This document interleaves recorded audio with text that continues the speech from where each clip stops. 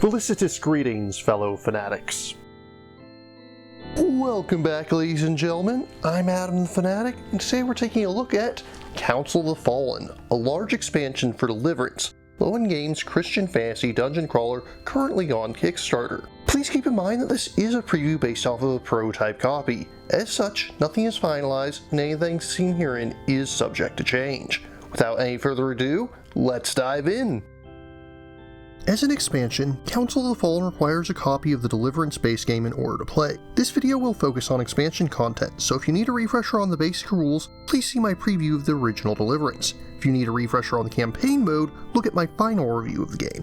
Much of what's included in Council of the Fallen can seamlessly be integrated with the base game if you're interested in playing skirmish mode. This includes dozens of new cards, such as Prayer, Heavenly Treasure, Battle, and minor and major demon talent cards that can be shuffled in with the appropriate decks to make use of them. There's also half a dozen new statuses. A Squall boosts the movement of angels moving through them, Prudence can be spent to reroll a single die, and Incense is consumed to provide minor healing when you move into its space. But it's not all good news, as new afflictions are included as well. Veil blocks angels' ranged abilities, Gloom prevents you from healing or gaining shields, and Blight slowly builds up. The first one means nothing to you, but once you have 3 of them, you take 3 damage.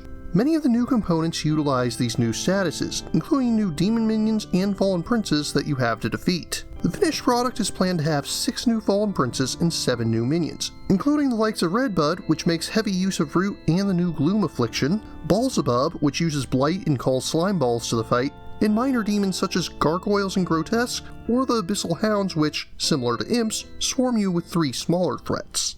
To take on the Wicked Council, you can still play as any of the base game angels, but as I've mentioned for other games, my favorite part of many expansions is the option to play with new characters. There are 9 planned in total, and we're looking at about half of them today. Those of you that played through the base game's campaign may remember meeting Cora, who is now a playable character. Her abilities allow her to rearrange enemies and rapidly move about the battlefield, setting up for some devastating combos. Damascus likes to get in close and personal, not only wrestling with demons, but even with the darkness itself. His Grapple Darkness move allows him to deal significant damage and remove a card from the darkness track in a single action.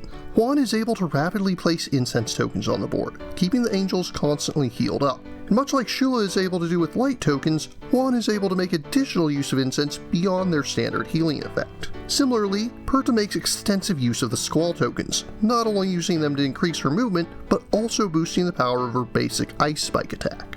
And finally, we have what's likely to be my favorite of the new characters, Ariel, along with Nezzy the Winged Lion. One of my favorite archetypes to play in RPGs is a pet build, and Ariel and Nezzy work just as you would expect of a ranger, with Nezzy getting in close to fight with Fang and Claw, and Ariel peppering demons with her bow from afar. While all the aforementioned content is playable in the skirmish mode, Council of the Fallen will also include an all-new campaign, picking up the story right where it left off from the base game. This time around, there will be branching paths and multiple endings. And you may recall that the base game came with a small box of unlockable content meant to be open once you progress far enough in the campaign. This time, there won't be just 1, but 2 unlockable boxes. I'm not allowed to give specifics, but I can promise that this includes a completely unconventional take on at least 1 Fallen Prince. Included with Kickstarter copies of the new expansion is the scenario book. For those not already aware, the designer has been releasing official standalone scenarios for the game, releasing 1 to 3 of them each quarter.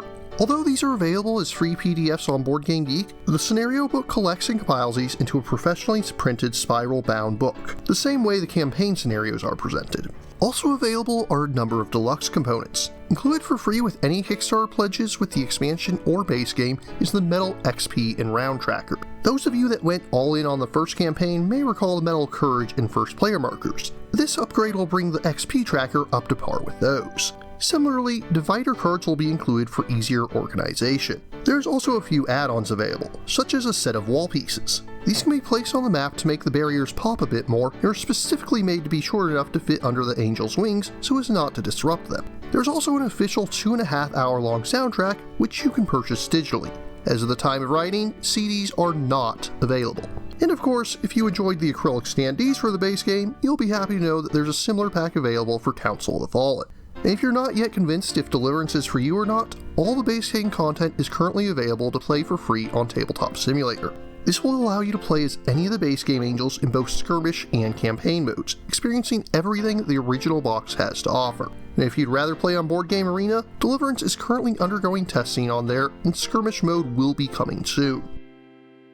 As of the time of filming, Deliverance Council of the Fallen is currently on Kickstarter, where you can purchase both the new expansion and the base game if you missed it the first time around. The only exclusive from the first campaign is the double-sided character card, which features alternate art for Michael and Sardius. Everything else is available for purchase once again, including the premium components. If you're interested in purchasing or learning more, links are included in the description. But what about you? What do you think of Deliverance? Which expansions are you looking forward to? If you have any questions, remarks, or opposing points of view, leave them in the comments down below. Don't forget to like, share, subscribe, and ring that bell. And if you really enjoy my work, please consider funding my channel on Patreon. Until next time, farewell, fellow fanatics.